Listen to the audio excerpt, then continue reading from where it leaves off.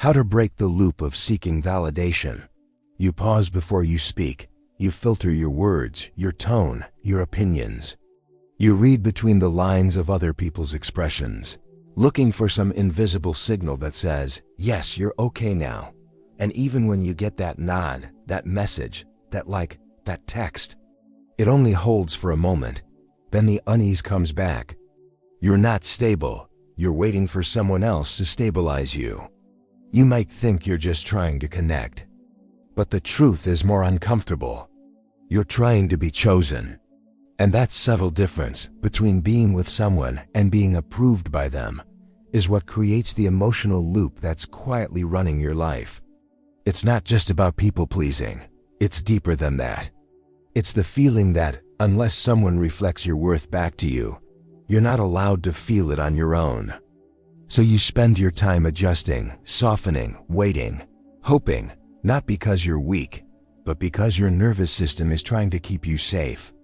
And being safe, for most of your life, meant being accepted.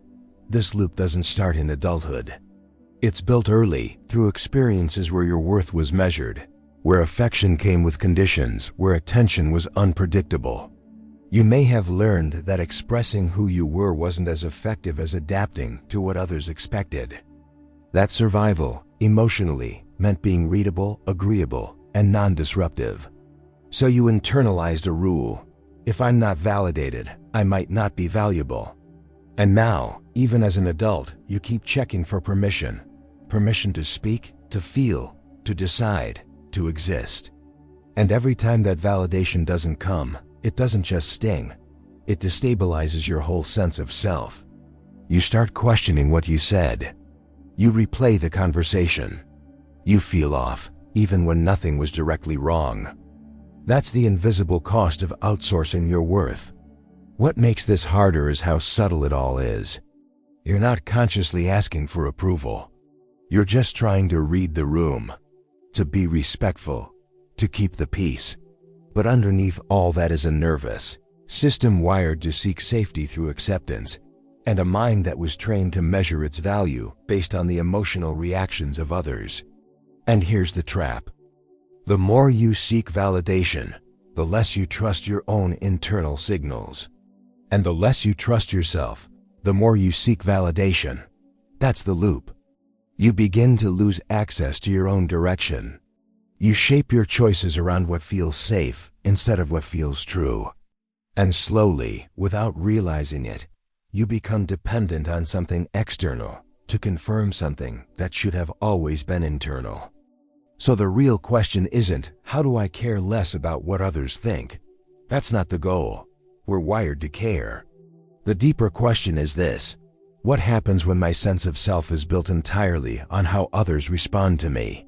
Because if your self-worth only feels real when someone else reflects it, then your entire emotional foundation is at the mercy of their reaction or their silence. And that's not connection. That's captivity. In this video, we're going to break that pattern, not through rebellion, not through detachment, but through clarity. You'll understand why your brain does this, how your emotional system got wired this way, and what simple shifts you can make to rebuild a stable, grounded, and self-directed sense of worth. Because the truth is, you don't need to be chosen to belong to yourself. But until you see the loop clearly, you'll keep mistaking emotional survival for love. There's a reason you confuse being validated with being loved, and it's not your fault. It starts in environments where affection came with subtle terms. Maybe you were praised when you succeeded, but emotionally ignored when you struggled. Maybe you were told you were so good when you were quiet, agreeable, or impressive, but met with frustration when you were too emotional, too expressive, too much. Over time, your brain began to pair being accepted with being approved. And slowly, you learned, to be safe, you must be good, and to be good, someone else has to confirm it. This is where the loop begins. Your nervous system, especially early in life, is shaped by relational patterns. And the brain doesn't separate physical survival from emotional survival, especially not as a child. If connection feels unpredictable or conditional, the mind does what it must to reduce threat. It adapts. You become more observant, more agreeable, more controlled. Not because you're naturally that way, but because those traits reduced emotional friction. They helped you stay connected to the people you depended on. Neuroscience explains this through the dopaminergic reward system. Every time your behavior results in approval, a smile, praise, affection, your brain registers it as a win. Dopamine is released, reinforcing the behavior. But here's the catch. When you don't receive that approval, the brain interprets it not just as neutral, but as threat. Lack of validation feels like danger, not because you're insecure, but because your emotional system was built around the need for external cues to feel safe. As a result, your inner compass gets overridden. Instead of asking yourself, "Is this right for me?" you start asking, "Will they like this? Will they approve? Will I still be safe if I do this?" And that constant redirection away from your own internal truth toward the imagined responses of others creates confusion. You stop knowing how you really feel because you're always tracking what other people might feel. This pattern gets reinforced in school, in relationships, in workplaces, environments where performance is measured, identity is evaluated, and being liked often determines opportunity. So by the time you're an adult, your brain has practiced the loop for years. Act, wait, adjust. Express, observe, adapt. The real you becomes something quiet in the background, always deferring to what the situation seems to require. But here's the truth. Validation is not love, it's confirmation. And when your sense of being loved becomes dependent on being confirmed, you live in a state of emotional contingency. Always checking, always performing, never quite landing. Understanding this is the first step to breaking the pattern. It's not about blaming your past. It's about seeing how your brain learned to prioritize external signals to keep you emotionally safe. But now, as an adult, you're no longer in that same environment, and yet the loop is still running. That's why clarity, not rebellion, is the first real move toward freedom. You send a message and then wait. Minutes pass. Then hours. You start wondering, did you say something wrong? Were you too much? Not enough? You read the last thing you wrote again, checking for a line that might have landed wrong. That silence begins to feel heavier than it should. And what's really happening isn't about the message at all. It's about the emotional meaning you've assigned to not getting a response. This is what happens when the absence of validation feels like rejection. Not logically, emotionally. Your system interprets the lack of acknowledgement as proof that something about you is wrong.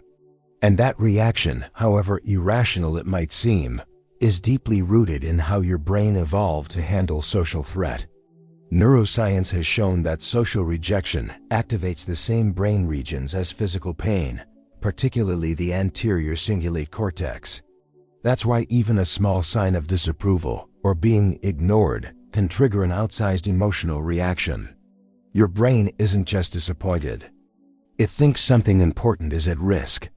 Not being seen, not being acknowledged, becomes a threat to identity. And so you react. Maybe not outwardly, but internally. Anxiety builds, overthinking kicks in, your mood drops. You start to shrink. Not because someone said something hurtful, but because they didn't say anything at all. That absence gets filled by a familiar voice in your head. The one that doubts, judges, overinterprets. The one that was trained to scan for threat in silence. This is the emotional loop behind feedback dependency. You express yourself, not freely, but with a hidden expectation. You need the other person's response to stabilize your internal state. When the response is positive, you feel okay. When it's neutral or absent, you feel destabilized. And over time, this makes your nervous system hypersensitive to the smallest shifts in tone, attention, or rhythm in your relationships. The danger here isn't just in how it feels. It's in what it trains you to believe. That your inner state depends on someone else's signal. That your emotions are only valid when confirmed externally. That you need feedback in order to know whether or not you're safe to be yourself. This is how the brain wires social silence as a trigger. And once that association is strong enough, even neutral interactions can feel threatening. You begin to anticipate rejection even before it happens. You lower your voice. You water down your words. You become emotionally cautious, not because you want to, but because your system has learned to fear the lack of response as proof of personal inadequacy. So when you find yourself reacting strongly to silence, when your mind starts spinning just because someone didn't answer, pause. Not to dismiss the feeling, but to question the story, because the story isn't about them. It's about a pattern you didn't choose, but one you can begin to unlearn. You walk into a room and immediately start scanning, not just who's there, but who might be watching you. You adjust how you sit, how you speak, how you move. It's subtle, automatic. You're not being fake, you're managing perception. And somewhere inside, there's a quiet belief shaping all of it. I need to be seen a certain way in order to be okay.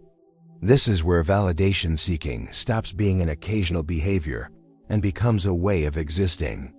Not a choice, but a compulsion. Not awareness, but vigilance. Because at some point, the need to be seen stopped being about connection and started being about survival. When that happens, being visible isn't a moment of expression. It's a test, a risk. Every word becomes a calculated offering. Every silence feels loaded. Every expression you receive or don't receive is interpreted as data about your worth. You're not just being yourself.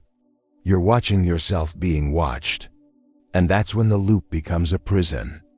You hesitate before you speak, not because you don't know what to say, but because you don't know if it's acceptable. You replay interactions hours after they happen, not to understand them, but to audit yourself. You ask others for feedback constantly, not because you lack insight, but because you've lost access to your internal reference point. In that state, your entire identity becomes reactive. You become what each moment demands. You adapt to avoid discomfort. You perform to secure approval. You disconnect from your own clarity in exchange for emotional safety. It might look like confidence on the outside, polished, agreeable, careful. But inside, there's a constant tension. I'm only okay if I get it right for them. And here's the cost of living this way. The more you shape yourself around being acceptable, the more disconnected you become from what's authentic. You're no longer asking, what do I want? Or what do I think? You're asking, what will they expect from me now? And the longer that goes on, the harder it becomes to even hear your own voice through all the noise. You can't be grounded when your identity is outsourced. You can't feel at home in yourself if you're constantly scanning for cues about who you should be. And eventually, even being praised starts to feel hollow, because it's not really you being validated. It's the version of you that performed well enough to deserve it. You weren't born this way. You were trained through years of subtle corrections, emotional inconsistencies, and invisible rules about what made you lovable or acceptable. That training wired your brain to equate self-worth with approval. And now, it's not just a behavior. It's a filter you move through the world with, but that filter isn't fixed. And you're not trapped in this version of yourself forever. What was once survival can become awareness. What was once performance can become clarity. But only when you stop asking, did they see me the right way? And start asking, who am I when no one's watching? You wake up already a little tense. Not from something urgent, but from everything unsaid. You scroll, check for messages, notice what didn't come through. You replay something small from the day before, a look, a pause, a message with a slightly off tone. And underneath all of that is one question your mind keeps asking without words. Did I do it right? This is the emotional cost of constantly trying to be correct, not morally, not intellectually, emotionally. You're trying to hit the invisible target of acceptability. Not too much, not too little, not too cold, not too intense. Just right, so no one can reject, criticize, or misunderstand you. But here's the thing. There is no just right. That standard keeps shifting because it's built on imagined responses, not internal alignment. And the more you chase it, the more energy you lose. This is the emotional leak no one talks about. Every time you edit yourself to earn approval, you drain a part of your mental clarity. Every time you withhold your real reaction to keep peace, you chip away at your own sense of direction. It's not just exhausting, it's eroding. Because here's what happens when your worth becomes performance-based. Your nervous system stays in a low-grade stress state. Hypervigilance becomes your baseline. You start to interpret neutral moments as potentially negative. You rehearse conversations in advance, not for clarity, but for damage control. You overthink texts, emails, even your tone, because you're trying to preempt disapproval.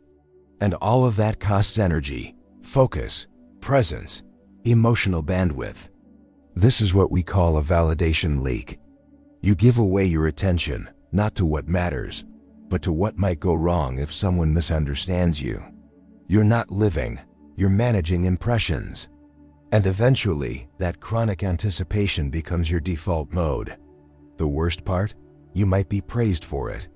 People might describe you as thoughtful, careful, diplomatic. But inside, you know it's not calm, it's control. It's not clarity, it's caution. And no amount of praise ever feels fully satisfying because you know how much of yourself you've had to suppress to earn it. This isn't about blaming yourself. This is about seeing the hidden mechanism, that behind the performance is a fear, not of others, but of internal collapse. If you're not validated, the voice inside gets louder. The doubt, the shame, the confusion. So you manage the outside to avoid facing what you haven't yet stabilized on the inside. But here's the truth.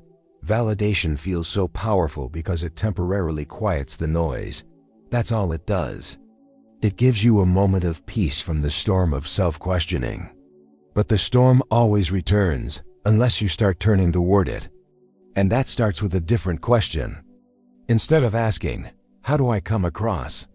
Ask, where am I leaking energy by trying to be right for everyone else? Because the more you try to be acceptable, the more you lose access to what's actually authentic. And real stability can only begin when you stop asking for permission to exist as you are. You hold back a thought in a meeting. You skip posting something you felt proud of. You rewrite a message, soften your words, make them more neutral. No one told you to do this. But something in you says, don't risk it. Don't say too much. Don't be too visible. And so you retreat, not all at once, but in small ways. You shrink just a little. Not to disappear, but to avoid being seen in a way that might not land well. And slowly, that protective instinct becomes a pattern. One that keeps you quiet, even when you have something to say. This is the rebound effect of unmet validation. Self-sabotage disguised as caution. When the external response you hoped for doesn't arrive, or when you've been burned before by judgment or disapproval, your brain learns to preempt pain by avoiding exposure. The silence you once feared becomes a reason to stay silent. It's a survival mechanism. The mind says, if I don't speak, I can't be rejected. If I don't try, I won't fail. If I don't show up fully, no one can criticize who I really am. It feels like protection, but it comes at a cost. You start living beneath your actual capacity. You set goals, but hesitate to act on them. You have ideas but don't share them. You crave connection but stay hidden. And because of that, you start to believe that you're just not capable, when what's actually happening is that you've stopped giving yourself permission to be visible. Your system isn't lazy, it's overcorrecting. It's trying to protect you from the emotional risk of rejection. And if your sense of worth is still tied to how others respond, that risk feels enormous. So you play small, quiet, safe. But here's the irony. The more you try to protect yourself from disappointment, the more you end up creating it. You don't fail because you weren't good enough. You fail because you didn't give yourself a real chance. You don't feel empty because others rejected you. You feel empty because you abandoned yourself in advance, hoping that would hurt less. The brain doesn't care whether something is good for you. It cares whether it's predictable. And if shrinking, hesitating, or staying silent has become your default response to unmet validation, your brain will keep choosing it. Because the discomfort of playing small is familiar. It doesn't threaten the system. But expansion, visibility, real expression, that feels like risk. And this is where the loop tightens. You don't show up fully, so you don't get the full reward of engagement, connection, or achievement. And that lack of reward becomes more proof to your brain that being seen isn't worth it. So next time, you shrink even sooner. That's how validation dependence turns into self-abandonment, not through one big moment, but through hundreds of small retreats. But none of this is fixed. You're not broken. You're just protecting yourself from a threat that no longer applies in the same way. And the moment you start to question that reflex, to recognize that silence doesn't mean danger, and disapproval doesn't mean erasure, is the moment you begin to reclaim your voice, one choice at a time. You've heard it before. Trust yourself. Stop seeking approval. Be your own source of validation. But when your emotional system has been shaped around external cues for safety, those words feel more like advice than something you can actually do. So let's make it real. Because self-validation isn't a mindset. It's a skill, one you can build the same way you build anything else, with intention, consistency, and practice. The first step is awareness. Not just generic self-awareness, but pattern recognition. Start noticing when you pause to look outward. When you're about to post something but wait for the right time. When you ask for feedback not to grow, but to feel okay. When you feel anxious because someone didn't respond, and your mind fills in the silence with self-doubt. These aren't random moments, they're signals. They show you where your system is still outsourcing its sense of worth. So instead of judging yourself for doing it, start observing it. Name it. Right now, I'm waiting for someone else to confirm that I'm allowed to feel good about what I just did. That moment of honesty is powerful. It interrupts the automatic loop. Now comes the redirection, building your own internal feedback loop. One simple but transformative tool is the intention check. Before you act, ask yourself, what am I trying to express here? What part of me is this coming from? If your intention is clean, to contribute, to express, to connect, then that's enough. You don't need applause to prove it was worthy. You need to learn how to complete the cycle internally. That means acknowledging yourself, not with empty affirmations, but with clarity. You reflect on what you did, why it mattered, and how it aligned with who you're trying to be. That's what real self-validation sounds like. I'm proud of how I showed up. I did something hard and I stayed true to my values. I don't know how it was received, but I know why I did it. That's how you teach your nervous system that external response isn't the only source of reward. And if you want to build this into your daily life, make it practical. Microjournaling, 1 minute a day. What did I do today that reflects who I'm becoming? What did I choose that wasn't based on fear? Where did I trust myself, even in uncertainty? This isn't about ignoring feedback or isolating yourself. It's about becoming emotionally anchored before others respond. When you do this consistently, something shifts. You stop feeling like you need to earn your own approval through perfection. You start realizing that your value isn't something you acquire through praise. It's something you stabilize through presence. Self-validation becomes less about performance and more about alignment, less about outcomes and more about intention. This is how you break the loop, not by removing the desire for connection, but by removing the dependency on confirmation. Because when your emotional system starts getting its signal from within, your actions change, your voice steadies, your decisions feel cleaner, and you stop waiting to be chosen in order to belong to yourself. Something changes when you stop checking every emotional mirror, when you no longer need someone else's reaction to decide how you feel about what you just did. That shift doesn't come all at once, It builds slowly through repetition. But one day, you realize you didn't overexplain yourself. You didn't apologize for existing. You didn't rehearse the moment in your head after it passed. You acted from clarity and you moved on. This is what it means to build an internal anchor. Not arrogance, not indifference, but stability. A voice inside that's louder than the imagined feedback of everyone around you. And the more you strengthen that voice, the less your nervous system scrambles in moments of uncertainty. Because now it has something solid to return to. When you make decisions based on alignment instead of approval, you begin to feel more like yourself, not a version of you that performs well in public. You speak more directly. You take more decisive action. You trust your timing. And the beauty of this is that your relationships actually get better, not worse. Because you're no longer managing impressions. You're showing up with presence. The reward isn't just internal. It changes how people experience you. There's less tension, less editing, less grasping for reassurance. You're not waiting for them to tell you who you are, because you already know. And that quiet confidence gives others permission to be more themselves too. You stop controlling perception and start creating space for real connection. But here's the part no one tells you. You might still feel the urge to seek validation. That urge doesn't disappear overnight. What changes is how you respond to it. Instead of acting on the impulse, you pause, you listen. You ask yourself, what am I needing right now that I think someone else has to give me?